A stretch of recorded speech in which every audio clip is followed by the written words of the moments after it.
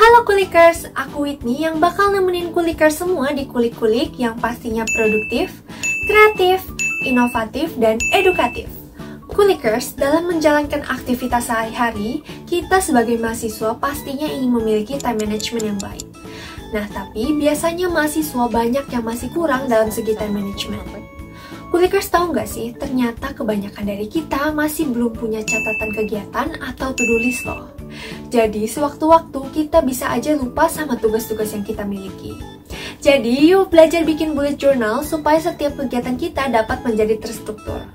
By the way, Kulikers tahu nggak sih, bullet journal dapat ditulis sekreatif mungkin supaya tidak terkesan monoton loh. Ada yang suka menambah stiker-stiker estetik dan ada juga yang suka menggambarnya sendiri.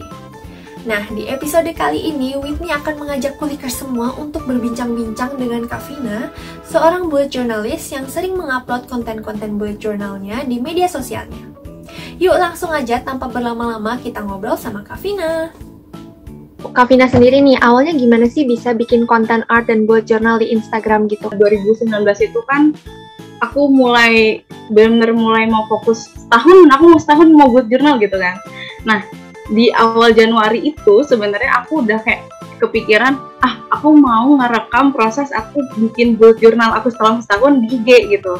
Nah, awalnya tuh di situ, tapi cuma bertahan 2 bulan. Karena kan aku skripsi ya, jadi kan nggak sempet ngurusnya. Tapi dari situ tuh udah pengen, terus akhirnya aku tinggalin. Pas udah lulus, baru mulai bikin konten lagi yang lebih stabil jadinya kayak gitu. Jadi baru mulai yang bener-bener jalan itu di 2020 sampai sekarang gitu deh. Kalau misalnya jurnal yang Kak Vina sering buat itu, durasi pembuatannya itu berapa lama sih, Kak? Kalau art journal biasanya 2-3 jam. Karena aku suka lama ini sih, mix and match kan, karena kalau art journal itu, kalau bullet journal biasanya cepet. Biasanya kalau bullet journal tuh aku udah bikin sketsanya dulu di awal, jadi kayak kotaknya di mana, terus habis itu kira-kira hiasannya ntar di mana, kayak gitu. Kalaupun mau pas aku lagi bosen banget, aku kadang kayak gini, aku menambahkan halaman tambahan. Jadi, nah ini tuh to-do list, tapi kan kayak gini boring nih. Terus aku iseng, aku tambahin halaman transparan kayak gini doang tuh. Kalau misalnya nih Kak Vina sedang bikin konten bullet journal, ada hambatan-hambatan tertentu nggak sih Kak yang Kakak alamin gitu? Mungkin template, karena kadang aku suka mengulang template kan, jadi lama-lama tuh suka bosen. Akhirnya kalau dulu itu aku template bisa dalam 1 bulan semua template-nya sama. Jadi misalnya 1 bulan itu kotaknya ada 6 di tiap halaman, semua kayak gitu. Nah kalau sekarang biar aku nggak bosan, aku ubah-ubah terus. Jadi bullet journal aku tuh template-nya benar-benar beda-beda banget gitu. Misalnya kayak gini, ini yang aku pakai di tahun ini, yang aku pakai bulan ini malahan. Jadi ini template buju aku, ini to-do list-nya di sebelah sini gitu kan. Terus aku nulis daily-nya di sebelah sini gitu. Nah aku bosan, to-do list-nya udah ada di sebelah kanan gitu kan, udah ada sebelah kiri gitu, aku pindahin ke sebelah kanan gitu. Terus aku bosan kan, kemarin aku bikin di atas. Bullet journal itu gitu sih, kita nggak punya template fix karena semuanya kita yang bikin. Beda dengan planner kan kita udah dapat fix dari pabrik gitu, jadi kita nggak bisa ngotak-ngatik gitu loh. Aku terinspirasinya gara-gara washi tape. Aneh nggak tuh? Karena washi tape. Jadi aku punya washi tape ini.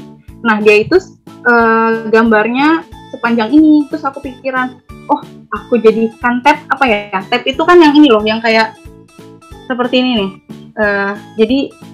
Jadi bisa dilepas gini loh. Ini bagian atasnya aku jadikan tape. Jadinya nih. Ini to-do list gitu kan. Nah kalau aku mau buka tinggal gini tuh. Jadi tab di bagian atas tuh kayak gitu.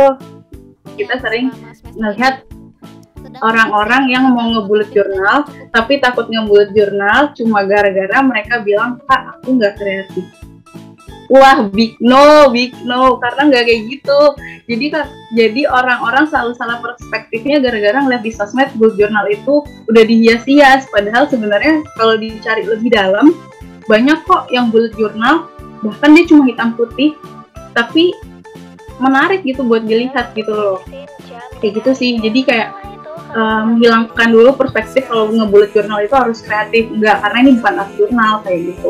Misalnya nih Whitney mau nyoba ngebujuk gitu kan, buat orang pro gitu loh, yang kayak kamu langsung siapin washi tape, kamu langsung siapin brush pen, kamu langsung siapin ini itu gitu kan. Terus waktu kamu nyoba, kamu nge-bullet journal, kamu ngerasa capek ya, harus nyiapin banyak ternyata gitu kan.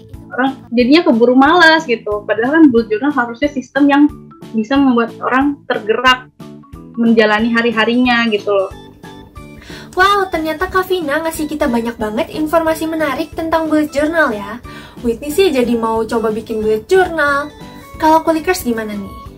Nah, buat Kulikers yang ingin belajar membuat bullet journal yang kreatif, bisa memulainya dengan hal-hal kecil, seperti yang direkomendasikan oleh Kak Vina nih. Kalian bisa memulai menulis bullet journal dengan menggunakan highlighter pen, spidol yang tidak tebal, dan pena yang sedikit runcing. Pokoknya, Kulikers bisa menggunakan apa saja untuk menulis bullet journal masing-masing sesuai dengan budget dan kreativitas Kulikers ya. Kulikers membuat bullet journal bukan cuma untuk yang hobi nulis aja loh, tapi juga bisa membuat kita meningkatkan kreativitas. Itu kenapa kita bisa menghias bullet journal sesuai dengan kepribadian kita masing-masing. Jadi, coba belajar untuk membuat bullet journal dari sekarang yuk Kulikers! Wah, nggak kerasa banget nih, kulik-kulik udah episode terakhir di season 1. Seru banget ya Kulikers ngobrol-ngobrol kita kali ini. Sekarang Whitney harus pamit dulu, tapi tenang aja Kulikers, kulik-kulik bakal balik lagi di season 2 dengan topik-topik yang nggak kalah seru. Jadi pantengin terus di UMN TV ya. Sampai ketemu di season 2. Bye Kulikers!